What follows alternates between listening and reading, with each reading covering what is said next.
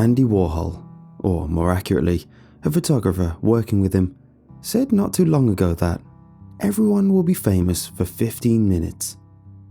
Centuries later, the expression 9 days wonder captured the same concept with a bit more optimism. I beat them both out. I was famous for 4 years. As prominent actors on children's shows go, that's not a bad run. I remind myself of this during the restless periods I spend checking my phone for a call from my agent as empty beer bottles pile up around me. You see, I starred in a kids' television show for 3 years called Lucian and the Lily Crank. It's a show that little kids love. Each episode would consist of me wearing a goofy black hat, an orange shirt, and a ridiculous dark purple cape, going on adventures with a computer-generated creature. I was Lucian, and the creature was Lily Crank. My character existed to connect the audience to the show through a human protagonist. I was chosen for the role because of my youthful face and my uncanny ability to endure grueling 15-hour shoots. Lily Crank resembled a sheep, but had wings that allowed her to fly around like a dragon. She looked fearsome enough to be cool while retaining a sense of cuteness. If you've raised a kid in the last decade, you may have seen plush toys of her in stores. Anyway, Lily Crank would fly me around as we solved mysteries, visited magical kingdoms, and interacted with guest stars, all while teaching lessons to kids. At one point early in each episode, I would receive news that Lily Crank was needed somewhere, so I would call out for her, chanting, "The danger is real, this is not a prank, we need your help, Lily Crank." She wouldn't appear at first, so I'd turn to the camera and request the audience to sing along, and only then would she actually appear. Of course, this made for a sad spectacle in studio. I'd beg the camera to sing along and, even though nothing was happening, I'd pretend like an audience had spoken up with sufficient volume. But, as our ratings indicated, hundreds of thousands of kids were following my instruction and were swept away by the appeal of me and the friendly dragon sheep. But I could always sense such success would be short-lived. Before long, the kids had moved on. The original audience had grown up and started to enjoy the books and movies from which we'd borrowed ideas, and the next generation of preschoolers had found fresher, newer shows to watch. Worse, even though Lucian and Lily Crank was cancelled for 4 years, I was forever pegged as the guy from that kids show.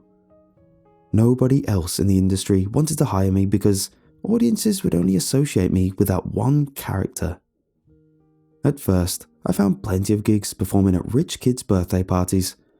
I brought a prop blow-up Lily Crank that, with proper setup, would float briefly in the air, open its mouth, and appear to make some of its signature sounds with the help of a hidden stereo system. I'd wear an approximation of my costume from the show, with the waistband let out a little bit to account for the weight I'd gained, and put on a short sketch using a few props, and then just interact with the kids, telling some jokes and doing some amateurish magic tricks. The kids often loved it, but the whole ordeal felt ridiculous to me. To make matters worse, on a few occasions, parents had hired me for their parties for kids who they hadn't realised no longer liked the show, and the kids proceeded to pelt me with birthday cake and anything else at their disposal. But having failed to find any acting success elsewhere, I needed the money, so I kept accepting whatever work I could find. I bring up all this backstory to explain what my life was when I got a particular offer. One that raised red flags that would have caused anyone else to turn it down. The email arrived on a Sunday morning and asked for my services the next evening. This was a bit odd, as most of my performances took place on weekend mornings or afternoons, and most offers were made well in advance of the date of performance, but I took little notice. The writer, who did not include his or her name, offered me $5,000 for one of my live appearances at a house with a zip code that I vaguely recognized as being within a nice part of the suburb, about an hour south from me. The mention of $5,000 for one performance obviously caught my eye. I usually only charged a couple hundred. Excitedly, I responded right away with my usual pretensions about having a busy schedule, but luckily, being able to work this appearance in due to a recent cancellation. I asked how I would be paid, if there would be a good power source, or if I needed to bring my portable generator, and how long my act should be. I got a response less than a minute later that read simply, "Cash, we will provide what you need, as long as necessary. Arrive at 8 p.m. I asked a couple follow-up questions, but received no further response. This was usually not how the booking process usually worked, but ever since I dropped to being only one of dozens of clients to my agent, I've had to improvise. Still, it was odd being paid such a high amount in cash, and odder still to be appearing relatively late on a weeknight. Look, I get that going to a house alone at night is something no smart person should do, and the unusually large promise payment only raised additional suspicions. I thought about whether this was some elaborate plot to rob or kidnap me, but the location was in a safe part of town, and I wanted both the money and the reinforcement of the sense that I deserved it. So, I spent Monday afternoon gathering up my costume and props and drove out in the early morning. As my GPS brought me to a pristine residential neighborhood, I saw familiar sights of parents walking their dogs and kids playing basketball in the streets. My GPS guided me through several turns until I was driving up a heavily wooded hill to another branch of the suburb. Finally, I saw the street I was looking for, Peakview Drive. The road took me slightly downhill to a flat, elevated area with 7 or 8 additional houses arranged in a loop. Above the tree line, the descending sun left a red sky. The homes here were similar to the ones below, but a strange stillness gripped the cul-de-sac they surrounded. I parked my car in front of the address I'd been given, and when I got out, I took note of a general silence abated only by the whispers of the distant breeze. There were no parents, children or pets, and certainly no idyllic white picket fences. The houses had underdecorated exteriors and empty front yards. A missing cat poster added to the gloomy setting that started to put me in an ominous mood. I knew I had to fight against that. I was about to put on an act that required me to be earnest and enthusiastic, while wearing laughable clothes and interacting with props. This appearance would be like most, I told myself, with gawking kids circled around me and entertained by my performance. A white van then approached from the same direction I had taken and parked behind me. Oh great, I thought to myself, my kidnapper has arrived. Instead, a short, thin woman in a faded blue uniform stepped out. Her van showed that she was a plumber and she carried an appropriate toolkit. She looked me over and smirked. "This your place?" she asked. "No," I said. "I'm just here as a hired performer." She laughed. "That explains the outfit." I tried not to act offended. "Yes, I suppose I look a bit silly, especially if you've never seen the show." She cut me off. "Got a call from the city to check out a potential water leak here," she said. "I've been running around doing jobs all day. Hopefully this one won't take too long and I can get back home at a decent hour." She trudged past me and walked up to the front door. I finished putting on my costume, forced a cheery smile onto my face, and, carrying a large box full of props, followed her path.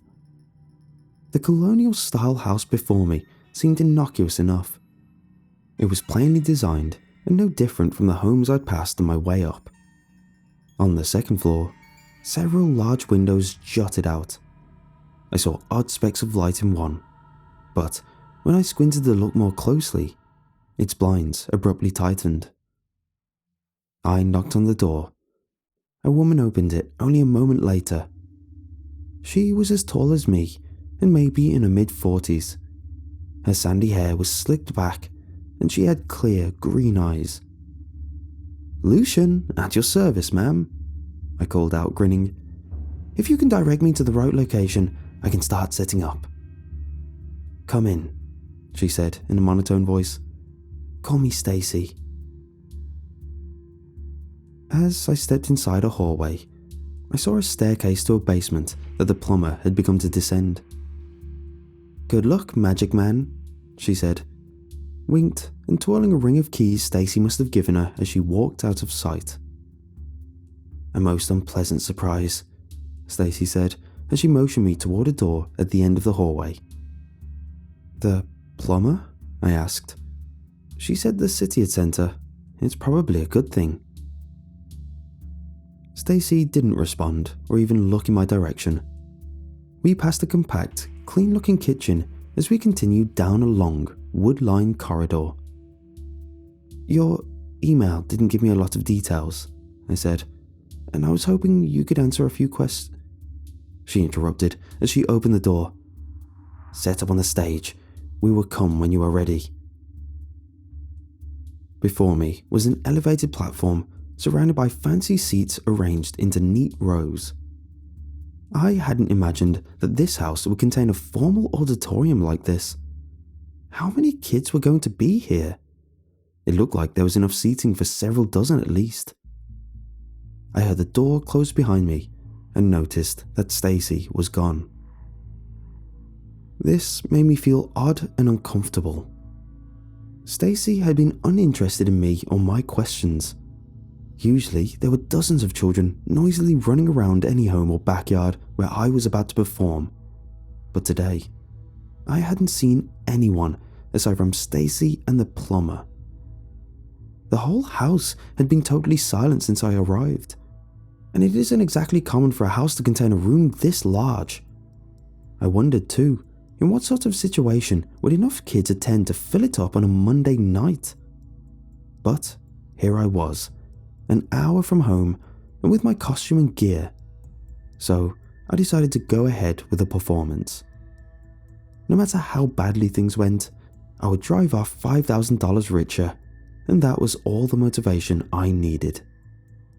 I set up the lily crank props, both the blow-up version that would make the sounds and the plush version I would let the kids pass around at the end, and the speaker system. The last thing I needed to do was plug the speaker system into a power outlet. As I did this, everything around me turned black. My eyes slowly adjusted to the darkness, and I started to discern light in the distance. My heart trembled at the sight before me. Dozens of pairs of striking, luminescent green eyes lit up where the seats should be located. It was like being watched by the glowing eyes of animals, eyes that never blinked. Suddenly, the green eyes faded out of my vision as a blinding bright light enveloped the stage. My own eyes had to readjust, and once they did, I could see the stage before me well, but the audience and their striking eyes were shrouded in darkness. "Start," said Stacy firmly. Her green eyes caught my attention more than they did before. I panicked. Everything around me felt so wrong. What was going on? What children have glowing eyes, and why were they all the same color? My mind ran through excuses I could say to leave. Money be damned. I could claim I felt sick, or even that I had stage fright. Whatever it took, I wanted to get out of that house. "Now," said Stacy. I could see the green eyes emerging again from the darkness. They cast a stronger color than before. They were, somehow, getting brighter, angrier. I said now.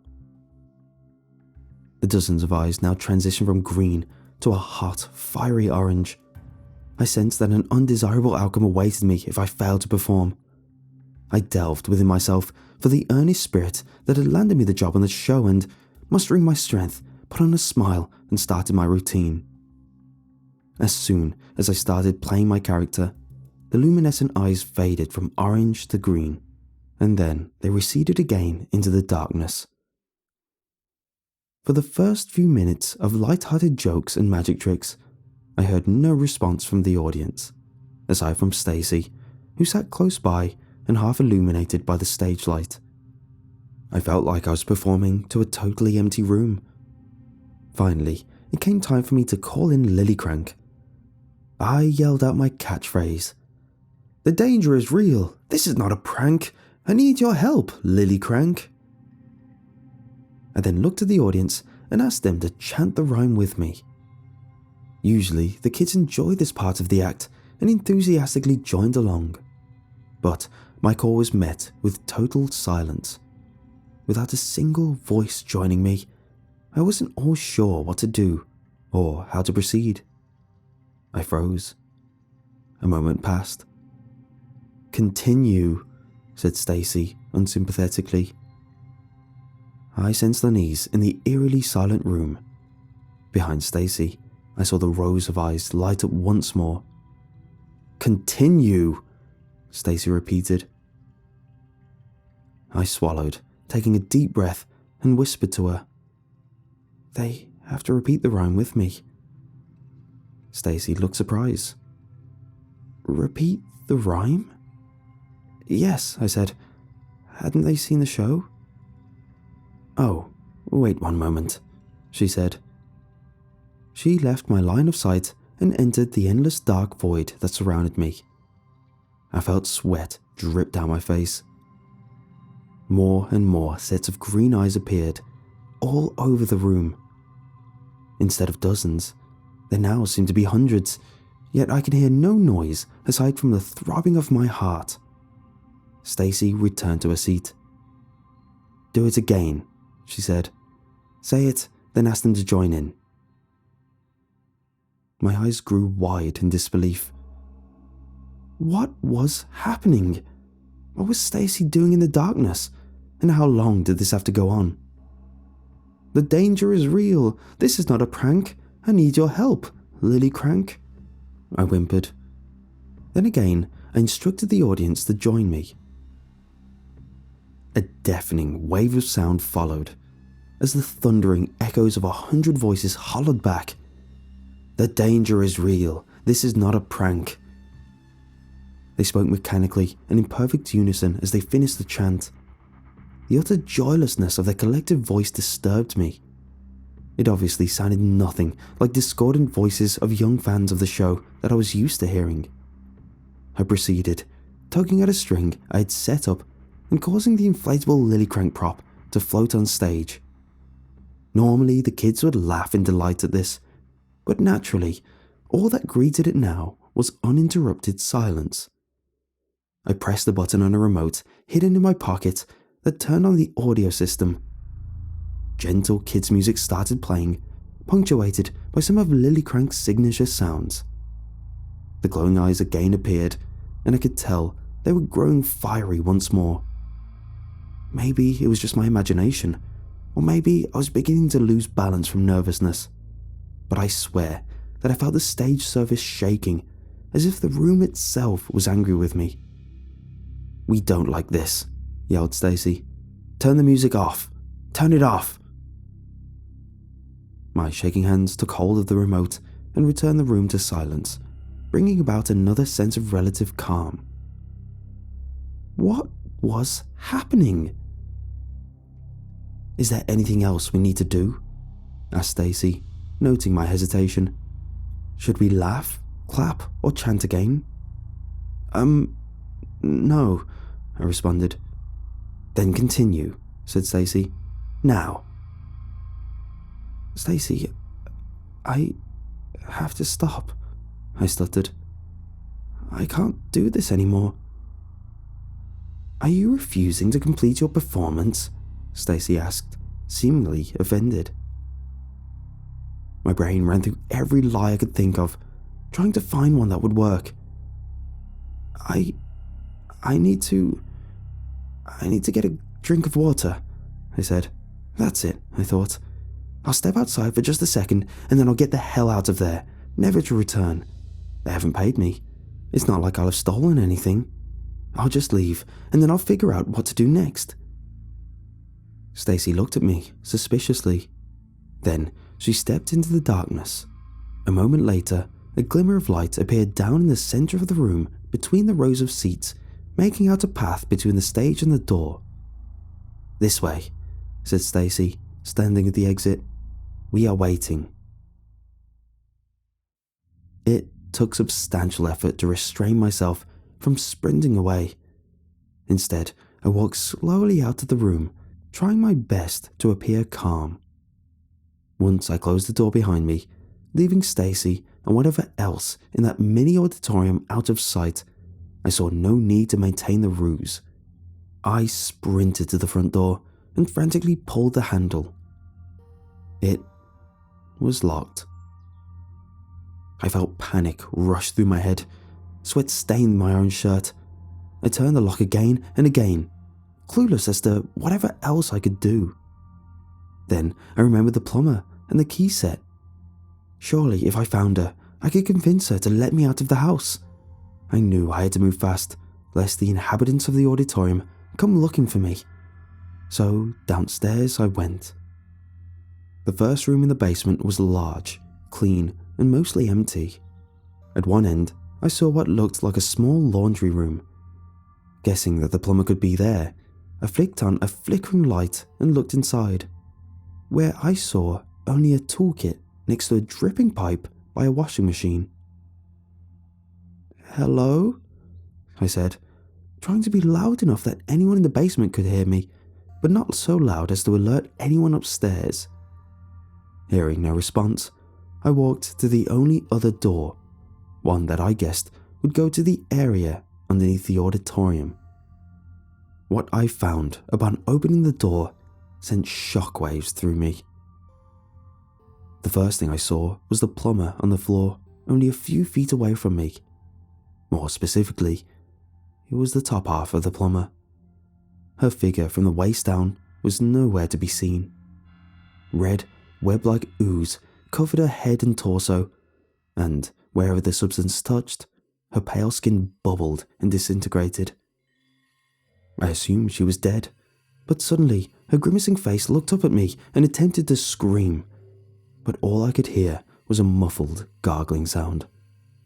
Suddenly, a strand of the gelatinous ooze expanded into her mouth and rapidly tightened, and whatever tiny bit of life remained in the plumber faded as her head collapsed onto the floor.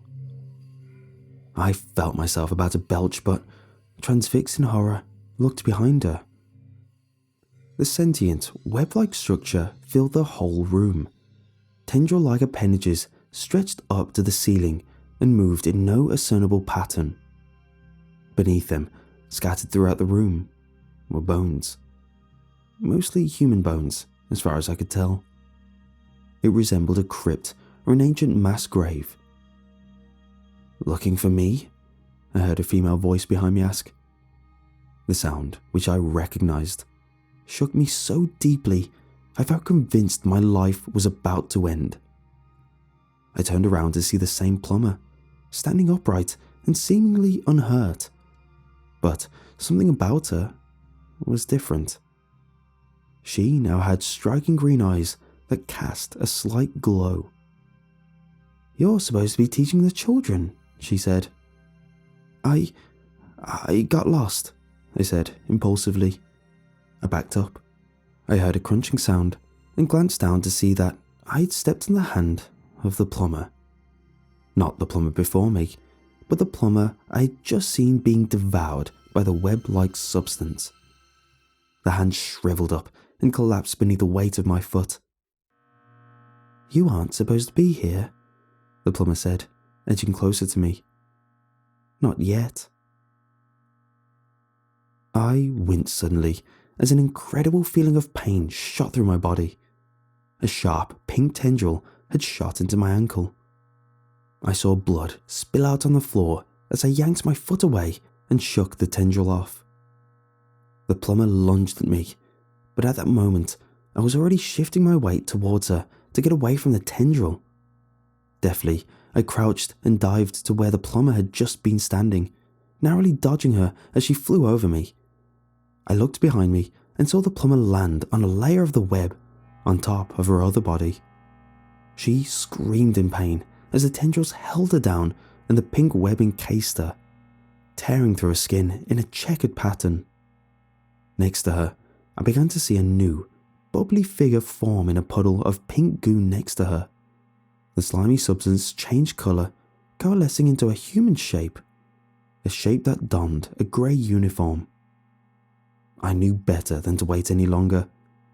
Ignoring the pain, I looked around again for the key set and spotted it at last behind the toolbox in the laundry closet where I had missed it earlier. I grabbed the key set and hobbled up the stairs, never looking behind me. When I reached the front door, I frantically began the process of finding the right key to unlock it. After the first key didn't work, I dropped the chain to the ground in my nervousness. Picking it up, I chanced to glance down the hall, but no one was there and the door remained shut. But I wasn't sure how much longer it would stay that way. I tried different keys until I finally found one that worked. The pain in my ankle continued to assert itself, but I had too much adrenaline in me to care. Pulling the door open, I hurried outside. The cul-de-sac was no longer vacant. It was filled now with children. They all had the same phosphorescent green eyes that shined in the darkness of the evening. The kids weren't running around and playing, just standing still, engaging in expressionless observation of me. I felt a strong hand grip my shoulder from behind. "You can't leave now," said Stacy. I tried to rush away, but Stacy's hand held me firmly. I turned and shoved her. She hit the ground. I didn't think she landed too hard, but she lay totally still for a moment, as if seriously hurt. The eyes of the children around me began changing once again from green to fiery orange. Meanwhile, Stacy's body started contorting. It convulsed and, as she stood up, took an entirely inhuman, twisted form as her neck stretched to an impossible length and drooped down her side, leaving her head and its fiery eyes dangling as she stumbled forward at me. I ran to my car as fast as I could and climbed inside.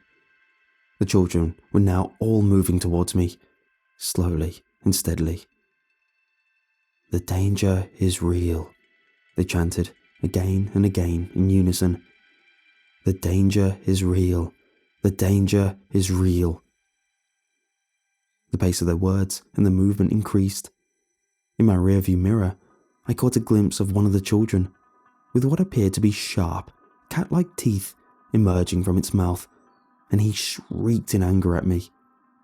Beside him stood the plumber again, unhurt and with orange eyes burning fiercely in my direction. After turning the car on, I floored the accelerator. When I reached the stop sign at the end of the street, I could still hear the chanting behind me approaching. I sped through the rest of the suburb and drove for hours on the intersection in no particular direction before I calmed myself down enough to seek medical treatment and contact the authorities. When I returned with the police the next day, what I found matched the information the officers had provided me. Information I had frantically rejected as impossible and untrue. The houses along the cul-de-sac on Peakview Drive were vacant. Construction had finished in this area, but the houses had not yet gone on sale. When I arrived, the house, where I had only 12 hours earlier enjoyed a horrifying experience, now bore little resemblance to how I had remembered it. In fact, there was no door at the end of the main hallway, much less an auditorium beyond. Furthermore, the basement lacked a room directly underneath where the auditorium had been. The room where I saw so many bones, as well as some kind of amorphous creature devour a woman twice, was simply gone.